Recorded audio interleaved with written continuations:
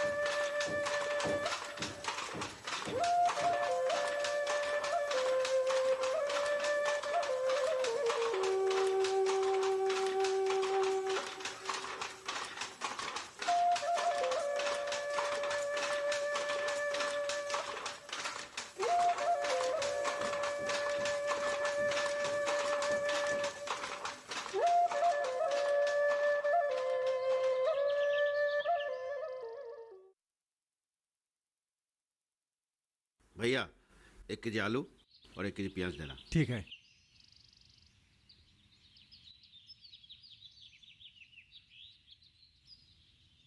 अरे प्रशांत, जरा रुक।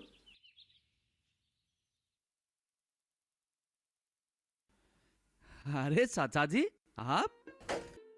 मुझे कल ही पता चला कि तुम मुंबई का नौकरी छोड़कर गांव वापस चला आया। तेरे पिताजी ने कहा था, क्या तूने सचमुच नौकरी छोड़ दी? जी हाँ, मैंने वो नौकरी छोड़ दी। लेकिन ऐसी अच्छी नौकरी छोड़कर तुमने कहीं बेवकूफी तो नहीं की? देखो, इंजीनियरिंग पास करते ही तुम्हें अच्छी नौकरी मिली थी। मैं तुम्हारे घर मिठाई खाने गया था, मुझे आज भी याद है। पर क्या सोचकर तुमने ये नौकरी छोड़ दी? मेरे ख्याल से मैंने कोई बेवकूफी नहीं की चाचा जी, सोच समझकर ही फैसला लिया है। वो सब तो ठीक है, बिजली का क्या है? आते जाते रहते हैं, हर समय सामान तो नहीं रहते हैं ना। वो सब भी धीरे धीरे ठीक हो रहा है चाचा जी। गांव आते ही मेरी नजर बहुत सारे ट्रांसफार्मर, नई कनेक्शंस, यानी कि हाई टेंशन वायर पर पड़ी। काम चल रहा है ना? वो सही है, सब कुछ ठीक हो जाए यही मन से कामना करता हूँ। अच्छा, अब तुम कहाँ जा रही हो? आपके घर की तरफ ही जा रहा था, ये लोकेश्वर चाचा जी से मिलने। अच्छा, आपने पंचायत के सभापति का घर? हाँ। चलो अच्छा हो, मैं तुमसे बात करते करते घर पहुंच जाऊंगा। मैंने तुम्हारे पिताजी से वजह पूछा था, मगर उसने तुम्हें पूछने बोला। अब मैं तुमसे सब कुछ समझ लूंगा। ठीक है। तू 1 मिनट रुक, मैं दुकान से सामान ले लेता हूँ। ठीक है, आइए। भैया सामान देना। ये लीजिए। ये लिख के रखना, ठीक है? चलो बेटा। हाँ चलिए। चलो।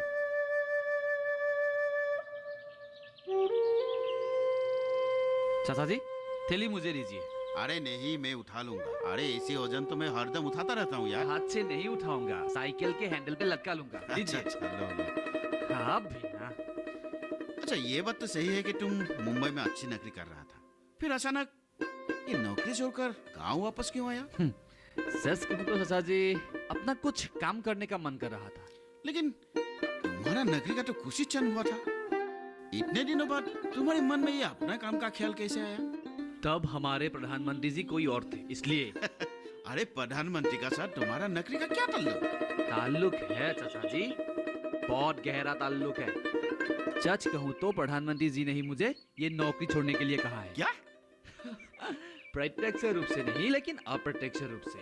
अरे यार, बात घुमा फिरा कर क्यों कर रहे हो? मेरे कुछ समझ में नहीं आ रहा है। अब भी समझाता हूँ। भारत को विश्व अर्थनीति के शीर्ष पर पहुंचाने के लिए प्रधानमंत्री जी ने बहुत सारी योजनाओं की घोषणा की है। इस योजना में से एक योजना ने मुझे बहुत आकर्षित किया। सच कहूं तो ये योजना नहीं है, सुविधा अथवा कार्यसूची, ऐसे कहना ही बेहतर होगा। मगर वो है क्या? मेक इन इंडिया, इस सुविधा का नाम। मैंने भी इसके बारे में सुना है, पर अच्छी तरह से नहीं जानता। तू मुझे इसके बारे में समझा देना, पर रास्ते में नहीं, मैं घर पहुंचने वाला हूँ। तू घर पर आना, अभी सभापति से मिलकर आना, वापसी पर हमारा घर होकर जाना। तुमसे मैं मेक इन इंडिया के बारे में और तुम्हारी नौकरी छोड़ने का बारे में भी समझ लूंगा। सुनो, तुम जरूर आना, चाची का हाथों का चाय पी कर जाना, ठीक है? ठीक है। और एक बात चाचा जी, चाची के हाथों से बनी पूरी सब्जी का स्वाद मुझे आज भी याद है। चाची जी को मेरे लिए हो सके तो पूरी सब्जी बनाने के लिए बोलिएगा। अच्छा, कब खाया था रे तू?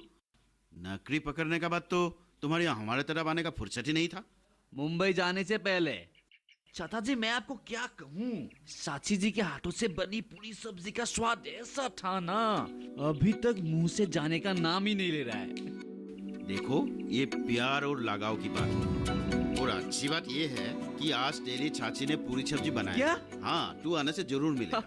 क्या किस्मत है मेरी, आज तो मैं पेट भर के पूरी सब्जी खाऊंगा। ठीक है, तू आना जरूर मिलेगा, लेकिन ये एक बार याद रखना, तू आने तक मैं चाय का लिए इंतजार करूंगा, चाट पीऊंगा, ठीक है? ठीक है, लेकिन साथ में पूरी सब्जी भी। मैं बोल के रखूंगा। चल चल, ठीक है, चलता हूँ।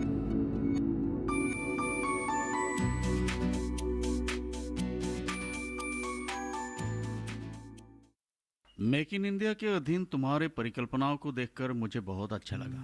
शुक्रिया। तुम बिल्कुल फिक्र मत करो, हमारे तरफ से जो सहायता चाहिए मैं जरूर करूंगा। केंद्रीय सरकार के इंडस्ट्रियल पॉलिसी और प्रमोशन के तरफ से अच्छा, इस बारे में एक चिट्ठी मिली है। क्या लिखा है उस चिट्ठी में? सबको उद्देश्य करके लिखा हुआ है उस चिट्ठी। हाँ। हमें बस एक कॉपी मिली है। उस चिट्ठी में मेक इन इंडिया के बारे में लिखी गई है। अच्छा। उद्योग स्थापन, व्यवसाय शुरू करना, इन सब का नीति नियम का सरलीकरण के बारे में लिखे गए हैं उस चिट्ठी में। इसका मतलब अब शायद नीति नियम और सहज हो जाएगा। हाँ, लेकिन वो सब काम उस स्तर पर होगा। हाँ। फिर भी प्राथमिक स्तर पर हमारी तरफ से सरल करने को कहा है और जल्दी करने को कहा है।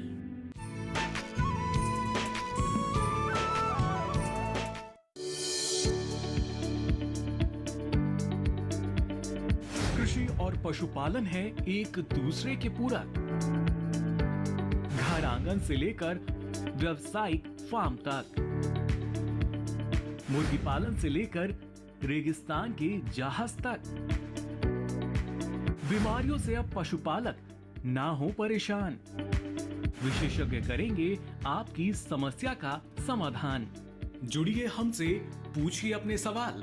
ईमेल के जरिए भी आप हमारे साथ जुड़ सकते हैं। हमारी ईमेल आईडी है ddkisanapc@gmail.com। हमारे टोल फ्री नंबर हैं 1800-113060 और 1800-113061।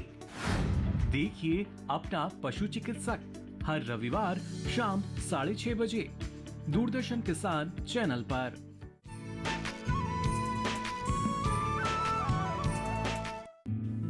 साथ में सरकारी प्राधिकारी, चुने गए प्रतिनिधियों के द्वारा किए जाने वाले सहायता के बारे में कहा है। अच्छा। जो भी हो, अच्छा ही है। तुम जैसे उस शिक्षित नौजवान लड़का इस काम के लिए आगे आए हो, तुम्हारे पास तजुर्बा भी तो है। थोड़ा अनुभव तो है, पर मेरा प्रबल आत्मविश्वास मुझे यहाँ खींच लाया है। मुझे पूरा विश्वास है, इसलिए तो तुम इतने मोटे तनख्वाह वाली नौकरी को छोड़कर ऐसे रिस्क लेने को आए हो। अब इस सरकार की सब सुविधाएं हमारे गांव में है। माना कि ये गांव है, पर चाचा जी हमारा ये गांव शहर से कितने किलोमीटर की दूरी पर है? यही कुछ 30 किलोमीटर। मुंबई पे मेरा ऑफिस मेरी रहने की जगह से 45 किलोमीटर दूरी पर है, पर दोनों जगह मुंबई में ही है। यानी कि तुम्हें रोज आने जाने में 90 किलोमीटर तय करना पड़ता था। हाँ, पर लोकल ट्रेन के होते हुए ज्यादा टाइम नहीं लगता। अगर मैं 45 किलोमीटर की दूरी पर नौकरी कर सकता हूँ, तो यहाँ 30 किलोमीटर की दूरी पर क्यों नहीं? समझा। और आजकल हमारे यहाँ के सड़कें भी बहुत अच्छा हो गया है। सरकार सर्वांगीण विकास के लिए जो व्यवस्था ली है, उसका यदि सही तरह से निर्वहन हो तो बहुत जल्द और भी विकास और समृद्धि मुमकिन है। मुंबई में मैंने बहुत अच्छी अच्छी टेक्निक देखी। ये अच्छे कंपनियां अपने काम दूर दूर के गांव तक फैलाते हैं, विस्तार करते हैं। ये करने से कंपनियों को बहुत प्रॉफिट होता है, जैसे कि गांव वासियों को नौकरी, कम दाम में जमीन, पोल्यूशन का मात्रा कम होना और दूर दूर तक काम फैला सकते हैं और गांव के चीजों का इस्तेमाल भी कर सकते हैं। मतलब तुम भी इन सब सुविधाओं के बारे में सोच रहा है? जी हाँ, यानी कि हम यहाँ क्या काम करेंगे, कैसे करेंगे, पैसों का जुगाड़ कैसे करेंगे, इन सब चीजों की परिकल्पना करके ही हम यहाँ आए हैं। और एक बात है, रहने दीजिए, बाद में करेंगे। क्यों भी? कह दो अभी, काम बाद में कर लेना, लेकिन बता तो दो अभी। ठीक है, बताता हूँ। अब हमारी सरकार FDI मतलब फॉरेन डायरेक्ट इन्वेस्टमेंट पर जोर दे रही है। हाँ विदेशी पूंजियों का प्रत्यक्ष विनियोग। हाँ, 2 कंपनियों के साथ हम लोगों ने बात की है। अगर हम प्लान के मुताबिक आगे बढ़े तो वे लोग हमारी मार्केटिंग में मदद करेंगे और बिजनेस परख कर पैसों का विनियोग भी करेंगे। बढ़िया है, तुम आगे बढ़ो।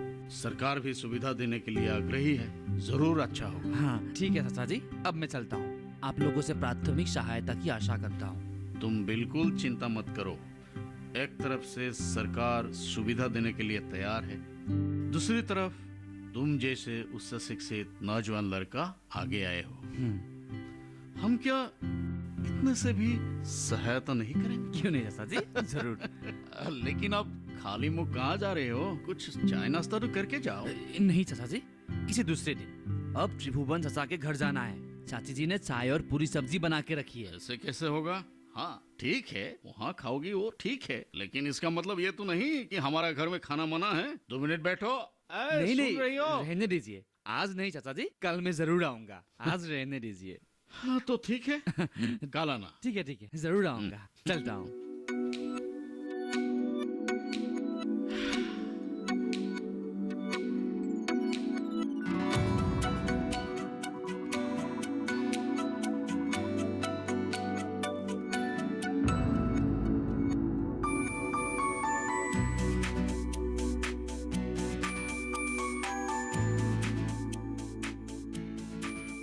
अरे रमेश, अरे कैसे हो? ठीक हूँ यार। तू कब आया? सोमवार को। अच्छा, तू अब क्या कर रहा है? फुड्डावरी बालिका विद्यालय में शिक्षकता कर रहा हूँ। अच्छा, बहुत बढ़िया है। रमेश, मैं भी चलता हूँ, थोड़ा काम है, शाम को मिलते हैं। हाँ ठीक है। ठीक है, चल चल बाय। बाय।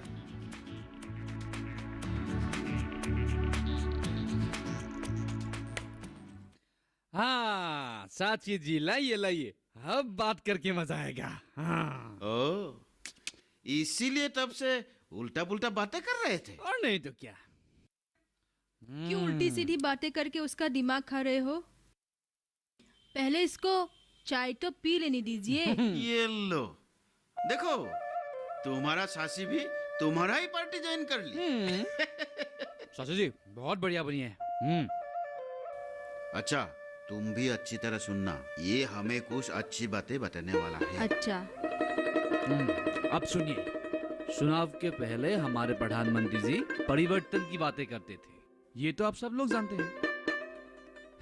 प्रधानमंत्री बनने के बाद दिल्ली स्थित एक विज्ञान भवन के एक सभा में उन्होंने ये मेक इन इंडिया नामक योजना का घोषणा किया। इस सभा का शुभारंभ भी वही करते हैं।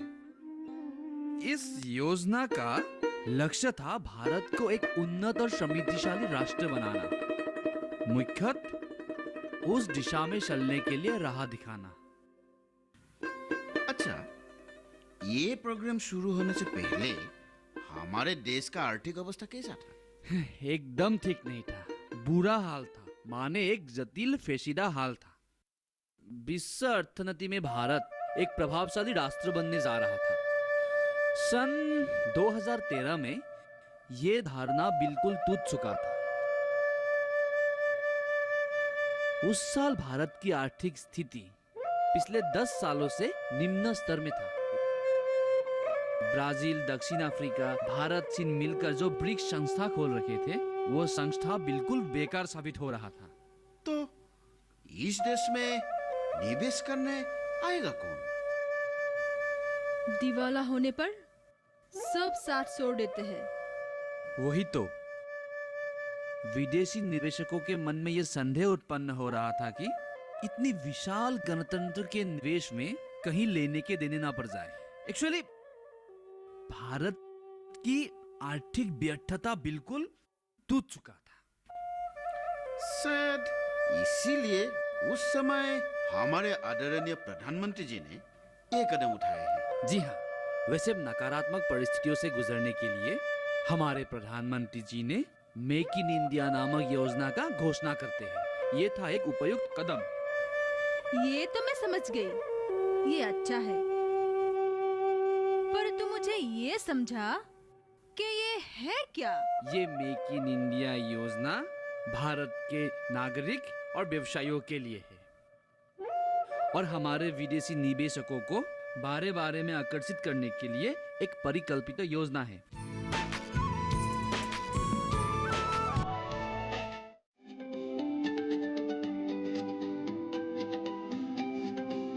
जब बात अच्छी सेहत की हो, किसी तरीके की लापरवाही नहीं करो, किसी तरीके का समझौता ना करो।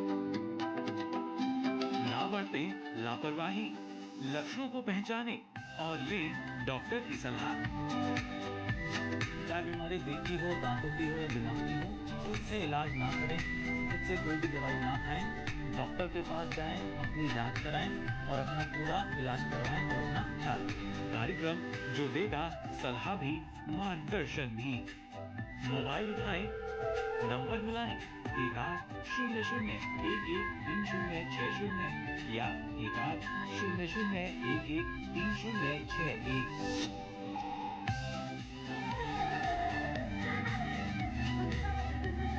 आप देख रहे पूरे कार्यक्रम स्वस्थ किसान में हर शनिवार शाम 6 से 7 बजे सिर्फ डीडी किसान पर।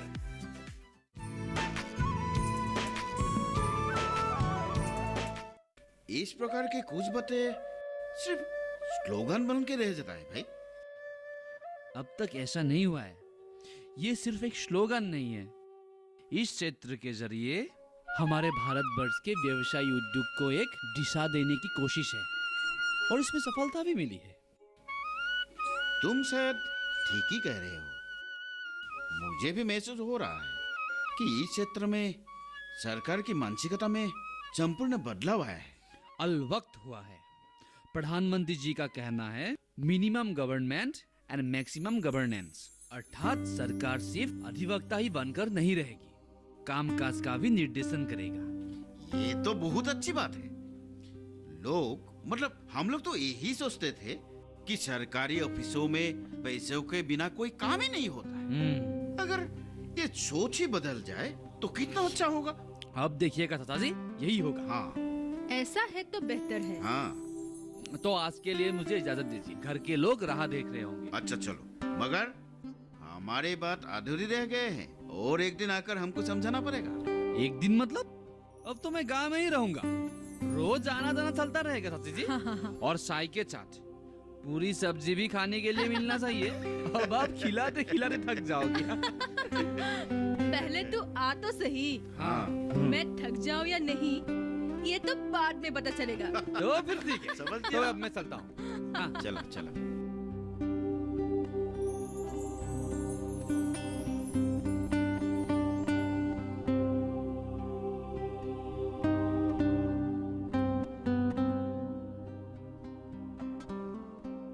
बेटा, तुम नौकरी छोड़कर वापस आकर ठीक नहीं किया। हाँ, मुझे भी ऐसा ही लगता है। भैया ने नौकरी छोड़कर अच्छा नहीं किया। क्यों पिताजी?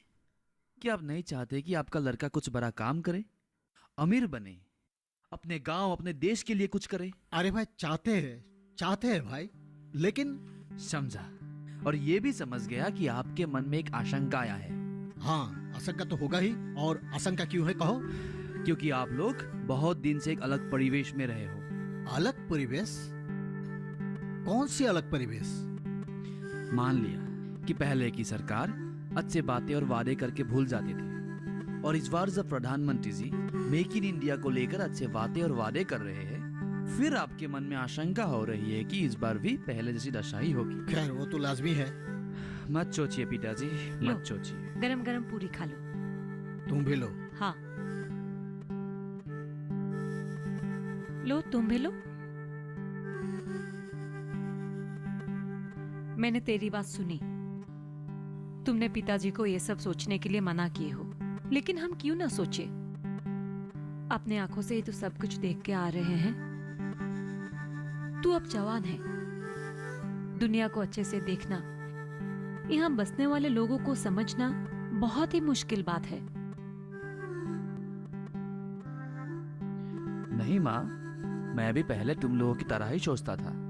और देखो, मैंने ये सिद्धांत झट से नहीं लिया है, और ये भी नहीं कि प्रधानमंत्री जी ने मेक इन इंडिया की घोषणा 25 सितंबर को किया और 26 तारीख को मैंने इस्तीफा दे दिया। असल में सरकार की गतिविधियों पर मेरा नजर पहले से ही था।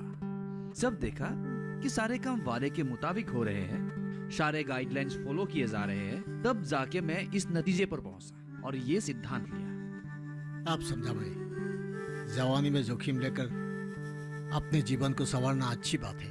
बाद में संसार और घरेलू झमेला शुरू होने से ये सब करने के लिए मन नहीं लगेगा। असल में तुम करना क्या चाहते हो, मुझे ठीक तरह से समझाओ तो। अकेले नहीं माँ, हम, मेरे साथ और 2 जन हैं।